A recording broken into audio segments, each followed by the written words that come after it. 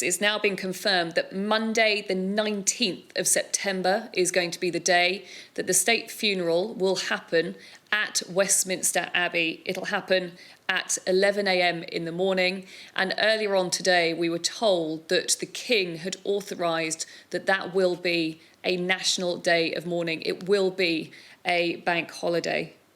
Now, also, it's been confirmed today that at the moment, the Queen is currently in the ballroom. Her coffin is in the ballroom at Balmoral, where members of the estate there are able to pay tribute.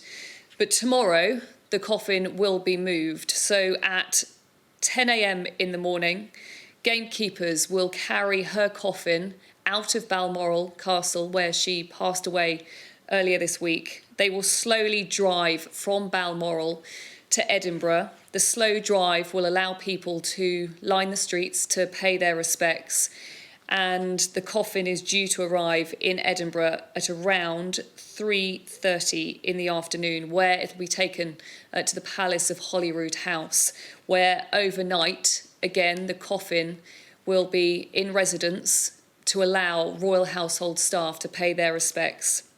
If we then look towards Monday, now this is a day where we can anticipate that we will see the King delivering a speech here in London, in Westminster Hall, in front of the House of Lords and the House of Commons, before he then travels up to Edinburgh, where, of course, the Queen's coffin remains, and a service will be carried out at St Giles Cathedral, a service of remembrance, which will see members of the royal family involved, but also people from every aspect of Scottish society. The Queen's coffin will then stay at St Giles Cathedral, where members of the public will then be allowed to pay their own respects. They will be able to enter the cathedral to see her coffin. We'll also see members of the family staging a vigil around that coffin on Monday evening. Now, on Tuesday, the Queen's coffin will start to make its journey down to London. We understand that in the evening of Tuesday the 13th, it will be flown from Edinburgh to Northolt and then transferred by road to Buckingham Palace, where the coffin will be met by members of the royal family.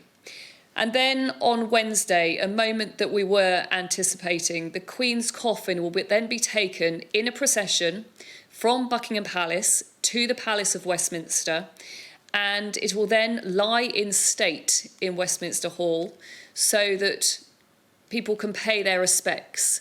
And over the coming 4 days, they are anticipating that tens of thousands of people are likely to line the route, queuing up to pay their final respects as they walk through Westminster Hall.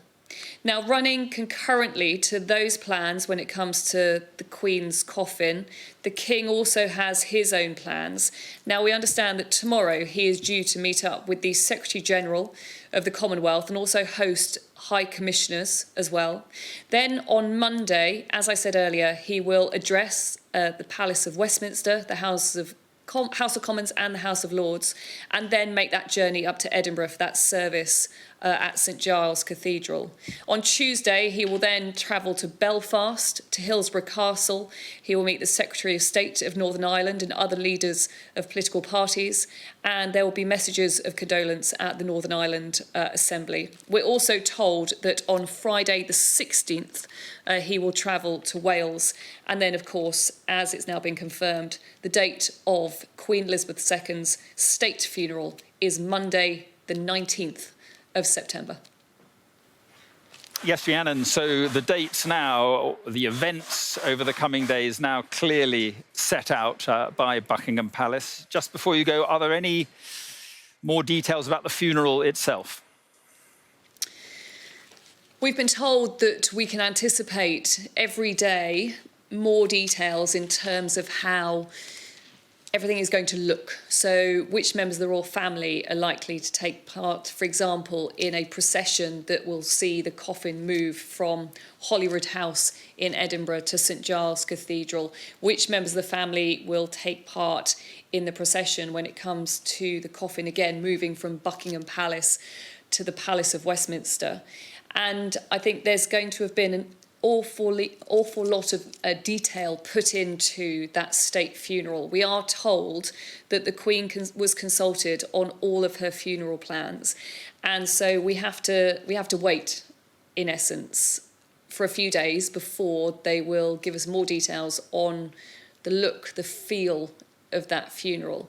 But I think we can anticipate that leaders around the world are likely to want to travel over here for that moment, to pay their respects, when you consider the tributes that we've heard from around the world already.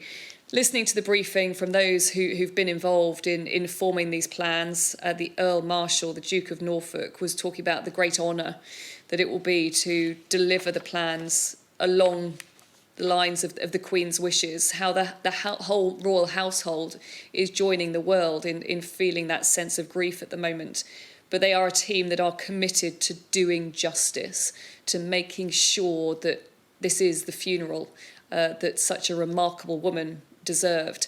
Also, when it comes to King Charles III, we're told that he is, of course, going to be carrying out all of the necessary state duties that have been passed to him. But it was made very clear that his main focus at the moment, and I think we've already seen this in his address to the nation, the words he delivered today at the Accession Council, the fact that yesterday he wanted to get out to meet the crowds, his main focus is now on leading the royal family, the nation and realms in this moment of mourning.